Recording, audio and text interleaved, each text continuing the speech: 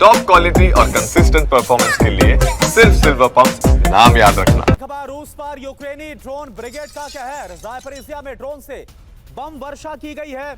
हमले में रूस के कई टैंक्स तबाह हो गए। ये देखिए आप।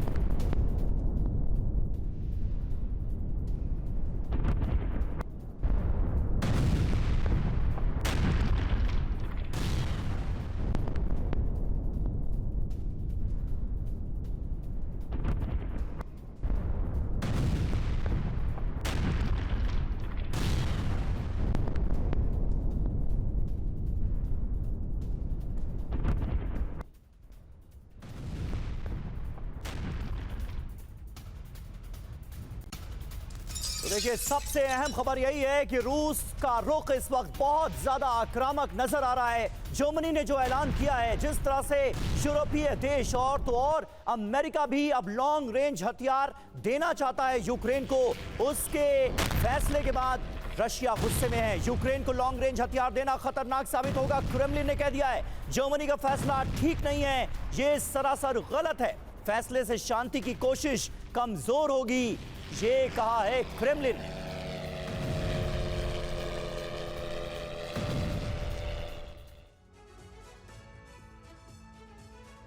तो देखिए, जर्मनी का टॉरस मिसाइल देने का फैसला निश्चित तौर पर इस युद्ध को और ज्यादा भड़काता हुआ नजर आ रहा है। क्रेमलिन ने कहा है कि यूक्रेन को टॉरस हथियार देना किसी भी लिहाज से ठीक नहीं है, इससे जंग और ज्यादा भड़केगी।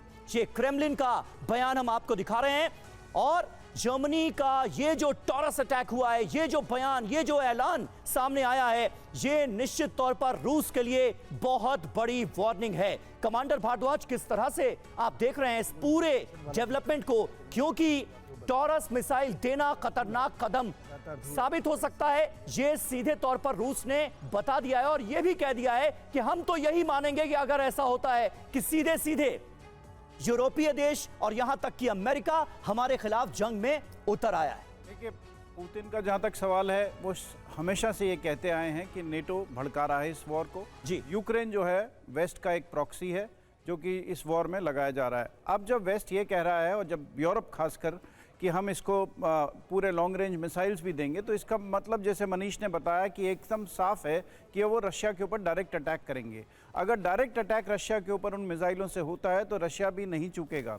अब यहाँ पर अगर आप देखेंगे, अगर आप वेस्टर्न मीडिया देखेंगे, तो वो सारा का सारा रशिया को, पुतिन को ब्लेम कर रहा है इस वॉर को भड़काने के लिए। पर दूसरी तरफ देखिए, वो ये बात कर ही नहीं रहा है कि किस तरीके से यूरोप इस वॉर को भड़का रहा है। और अमेरिका भी एक तरफ डबल गेम खेल रहा है। एक तरफ वो रशिया के साथ प्यार की मोहब्बत की बातें कर रहा है और दूसरी तरफ वो यूरोप को कुछ भी नहीं कह रहा। अभी ट्रंप ने पुतिन को क्रेजी कहा कि पुतिन एकदम क्रेजी हो रहे हैं और ऐसी वैसी जो लॉन्च करा है उन्होंने, रीसेंट अटैक जो अपना लॉन्च किया यूक्रेन के ऊपर। पर दूसरी तरफ वो यूरोप को कुछ भी नहीं कह रहे। अगर आप देखें तो जेडी वैंस वहाँ जाते हैं और उनके साथ मिलकर उन्हीं की बातें करते हैं। तो ये जो डबल गेम चल रहा है, इससे साफ जाहिर है कि शायद वॉर जो है लंबी खिंचेगी और अमेरिका भी और ट्रंप भी शायद, अब मेरे को लगने लगा है कि शायद इंटरेस्टेड नहीं है इस वॉर को रोकने में। उनको अपनी मिनरल डील चाहिए थी, वो उन्होंने ऑलरेडी साइन कर ली है यूक्रेन के साथ। और दूसरी तरफ वो ये दोनों की तरफ ये गेम खेल रहे हैं। अब वो पुतिन के ऊपर ज़्यादा दबाव, प्रेशर दबाने की कोशिश करेंगे कि वो बढ़ता रहे। और ये बहुत जाहिर सी बात है कि इवन अमेरिका के अंदर भी अगर आप देखेंगे तो एक बहुत बड़ा डिवीज़न है इस चीज़ को लेके। उनकी यूक्रेनियन एम्बेसडर है, वो पिछले महीने अभी रिटायर, उन्होंने अपनी रेजिग्नेशन दी थी इसी मुद्दे पे, क्योंकि वो ट्रंप की पॉलिसीज़ के साथ सहमत नहीं है जिस तरीके से वो पुतिन के साथ डील कर रहे हैं। उन्होंने कहा कि पुतिन को वो अपीज कर रहे हैं, अपीजमेंट की पॉलिसी है, ये पीस की पॉलिसी नहीं है। तो ये सब चलते हुए लगता है कि ये जो डबल गेम चल रहा है, बिल्कुल ये वॉर को रोकेगा। बड़ी बात कही है कि डबल गेम आखिरकार क्यों अमेरिका चला रहा है, और इसको आपने बहुत बेहतर तरीके से समझाया भी अतुल सर। और देखिए, एक और बड़ी खबर का हम रुख कर रहे हैं। खुर्स पर यूक्रेन की जबरदस्त बमबारी। खुर्स पर बमबारी में चर्च में कैसे आग लग गई, वो तस्वीरें भी अब आपको दिखाते हैं। ये देखिए आप, खुर्स पर बमबारी में चर्च में आग लगी है। यूक्रेन की तरफ से ये बमबारी हुई है। खुर्स जो कि रूस का इलाका, यहां पर चर्च पर निशाना साधा गया।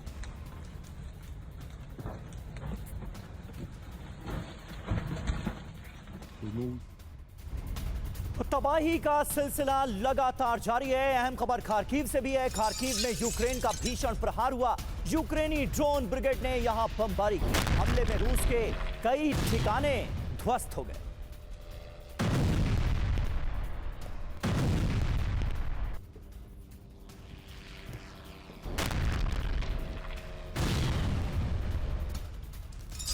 और इस बीच पश्चिमी देशों से यूक्रेन को मिल रही मदद का सिलसिला लगातार जारी है। यूक्रेन को F-16 की नई खेप भी मिल गई है और ये अंतिम खेप है जो यूक्रेन को हासिल हुई है F-16 की। नीदरलैंड ने यूक्रेन को सौंपी F-16 की आखिरी खेप। यूक्रेन को नीदरलैंड से कुल 24 जेट मिले।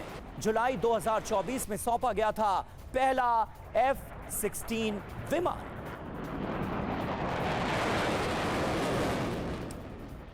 तो आप देखिए, जंग में लॉन्ग रेंज हथियार मतलब विनाश और सिर्फ विनाश। अब क्या हो रहा है, किस तरह की मदद, सैन्य मदद यूक्रेन को दी जा रही है और कैसे विध्वंसक साबित हो सकती है, हर एक जानकारी बिग वॉल के जरिए। लॉन्ग रेंज मिसाइल मिलने से रूस बहुत ज्यादा खफा है, बहुत ज्यादा नाराज है और रूस की तरफ से रिएक्शन भी सामने आ गया है। यूक्रेन पर और आक्रामक होगा रूस, ये खबर सामने आ रही है। बयानों के जरिए भी इंडिकेशन साफ है। राजधानी कीव पर बड़े हमले होना अब तय है और सवाल यह भी है कि क्या अब यूक्रेन तक ही यह हमले सीमित रहेंगे, क्योंकि रूस ने बोल दिया है कि यह नेटो का हमला भी माना जाएगा अगर लॉन्ग रेंज हथियारों से हमला होता है। लॉन्ग रेंज के लिए यूक्रेन से ज्यादा उसे देने वाले जिम्मेदार होंगे। ये देखिए आप, ये बयान दिया गया है। अमेरिका, ब्रिटेन, फ्रांस, जर्मनी से रिश्ते और ज्यादा खराब होंगे। दूसरे देशों पर भी हमले कर सकता है रूस।